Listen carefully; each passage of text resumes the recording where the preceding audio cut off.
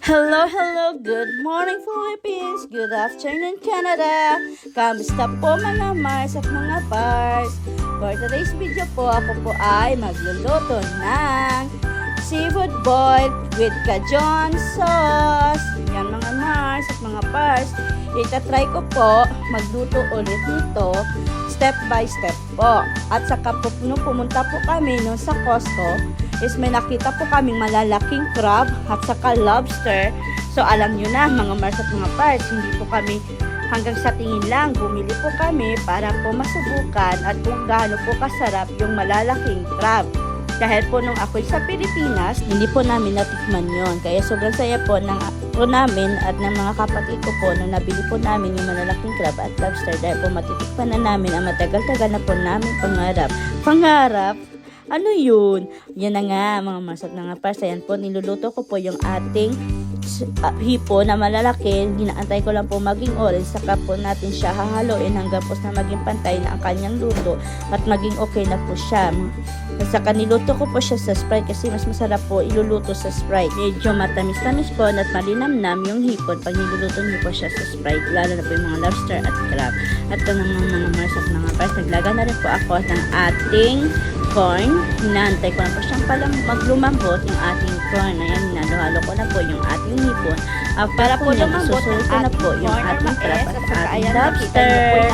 Actually po, gutom na po yung aking mga kapatid. Aking mga kapatid, inantay po nila maluto yung aking seafood. Nagtagal ko po kasi nito kasi po gusto ko po maging perfect talaga yung aking niluluto para po talagang matatakam po sila sa aking luto. Marami po nanood sa aming mukbang for that day. At saka po, sobrang thankful po ako dahil tumaas na rin po ulit yung ating 60 minutes yun kahit papaano, konti-konti ay tumaas na. At saka po, meron na po magandang resulta. At saka pera po, kasi po kahit ano po yung ating recipe, hindi ko na po pinakita yung ating seasoning salt dahil po marami po siya. Tulad po ng lemon pepper, Cajun po yung gusto ng ating anak, yun na lang po yung ating seasoning, binibili. seafood seasoning Instead yata po po ang tawag doon. Tulad ko Tapos po, nilagyan ko po siya ng lemon pepper. Gusto ng mga Nilagyan anak ko ko rin po kaysa siya sa ng sarili ko. Ayan, nilagay ko na po yung ating lobster.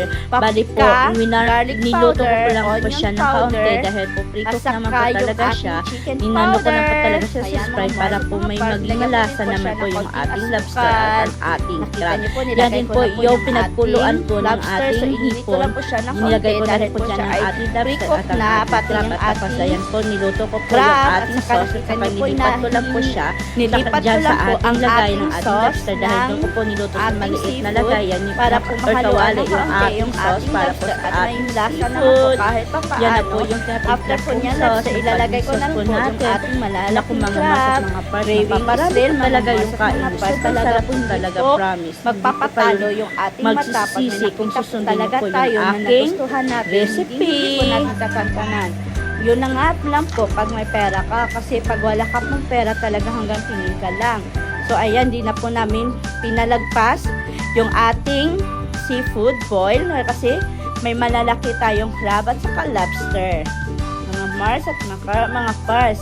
At saka ito pa nga po pala yung ating ingredients, yung ating margarine or butter, tapos yung maraming bawang. Sobrang masarap po siya pag maraming bawang yung ating ilalagay. Yung sauce na po yan, tinira ko po siya dahil po yan po ang magsisilbi nating sausawan. Pasensya na pa kayo mga Mars at mga Bars. Ngayon na rin po ulit ako naging active dahil po sa mga nagdaan po na marami pong nangyari. So, hindi po ako nakapag-upload. Ayan mga Mars.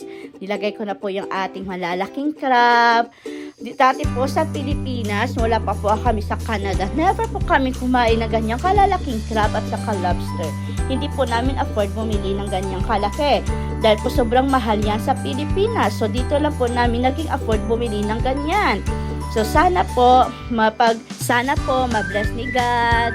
Mayroong marami pa pong blessing dumating po sa buhay namin. Na sana po tuloy-tuloy na po ang blessing na dumadating, mga Mars at mga Bars. At saka yun na nga po, doon po talaga sa Pilipinas, hindi po namin afford ang pumili ng ganyang kalaking crab at saka lobster. Dito na po talaga namin yan natikman yung ganyang mga luto. Hanggang tingin na po kami noon yan sa Pilipinas. Ayan, natin na po halo-haloin yung ating crab para po manuot yung kanyang lasa sa ating crab. Hiniwa-hiwa ko na po siya sa gitna para po manuot talaga yung lasa niya sa loob ng ating crab at masarap po siyang kainin mamaya. Excited na po ako kumain yan. Actually po, habang ako po nagluluto niyan is natakam po talaga ako. Gusto ko na po talagang kumain. Naglalaway na talaga ako. Ayan. Pero hindi pa po kasi kailangan po natin lutuin siya. Sabay-sabay po kami kakain.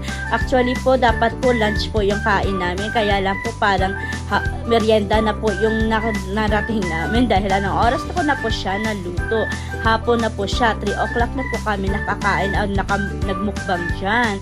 Kaya gutom na gutom po kaming lahat. Kaya sigurado pong taob talaga yung kaldero ng sinaing ko. Ayan, binuhusan ko lang po siya ng sauce para po manuot yung kanyang sauce sa loob ng ating crab, mga mga pars. Kayo po, ano po, kamusta na pala kayong lahat dyan? Yan, sarap na sarap po. Kain po tayo mga mga pars. Hindi ko na po siya niluto ng matagal para po hindi po madurog o maano yung ating meat ng ating crab. Di po siya masyadong dumikit sa kanyang shell para po masarap po siya mamaya. Hahanguin ko na po siya dahil okay na po yung ating crab. Tapos po niyan, isusunod ko na po yung ating hipon. Ang ating pong hipon is niluto ko lang po siya kanina ng 2 minutes para po hindi po siya overcook. Ayan, ininit ko lang po siya dyan sa ating sauce. Sinaluan ko lang po ng kaunting sauce. Saka inaon ko na rin siya. Tapos yan po, ilalagay ko rin po yung ating corn. After nyan, haluin ko lang po sa sauce. And then kukunin ko rin po siya. Tapos maya po, mapiprepare na po tayo ng ating mesa. Lagyan ko na po siya ng ating saging. Tapos ipiprepare ko na po lahat-lahat, mga mga pars.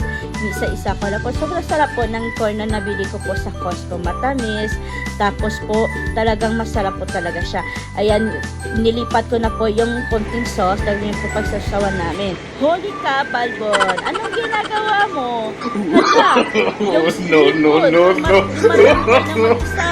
Ito talaga kapatid ko. Walang magkakabuhay. Ginagawa mo. Oh my God! Kita niyo po yung kalokohan ng kapatid ko habang po ako busy doon sa mesa dahil ginagawa ko po yung naayos ko po yung ating mesa. Siya naman pala yung ginagawang kalokohan. Nakita niyo naman, loko-loko talaga yung kapatid ko. O palabiro talaga yan. Tingnan niyo. Pinasaya pa talaga yung hipo. Wala talaga magawa sa buhay. Ayan, naayos ko na po. Nilagyan ko na po na aluminum foil para po hindi dumikit yung sauce ng ating hipon. At talaga po natatawa ako sa kapatid ko. Bising-busy po ako. Siya rin po pala ay bising-busy din sa kalokohan niya dyan sa kusina. Kung ano yung pinagagawa niya sa hipon dyan. Puna ko talaga, yung kapatid ko talaga. Talaga po sa lahat ng aming magkakapit siya po talaga yung palabiro at nakakatawa po talaga. Yan, nilagay ko na po yung ating sinaing na kanin. And then after po niya, isusunod na po natin yung ating mga seafoods. Naayos ko na po dahil po ang lahat ay gutom na. Mga mars at mga parts. So, kita nyo, bagong saing po yan. Masarap po kasi pag bagong saing, diba? Yan, nilagay ko na po isa-isa yung ating corn sa itap. Hindi ko po siya nilagay sa gilid dahil po napakarami ng corn natin. So, dyan ko po siya nilagay sa top. And then, nilagyan ko rin po siya. Ayun, nilagay ko na rin po yung ating hipon. After po niya, sinunod ko na po yung ating malalaking crab at sa ating malalaking lobster. Habang ako yung magawa niyan, takam na takam si Ate Masmin ko. Nakita niyo po, malaki po talaga yung ating crab. Oh my God. Ano na lang po kaya pag king crab yung binili dito. Siguro sobrang mahal dito sa Canada. No? Ganyan lang kalaki is mahal na. Lalo pa kayo yung king crab. Ayan. O, kita nyo. Kahit kayo mga masat na pars, mga takam na rin kayo kumain. Ayan na po yung ating finished product. Kita niyo po, yum. Kain po tayo, mga mars at mga pars. Thank you for watching. Pwede po bang maglambing? Kung di pa po kayo nakapag-follow sa aking Facebook page, please po, mga mars at mga pars, follow niyo na po ako. At i-follow back ko po kayo. Thank you for watching. Please watch this video until the end. Thank you for the support, mga mars at mga pars ko. See you on my next vlog. Bye-bye!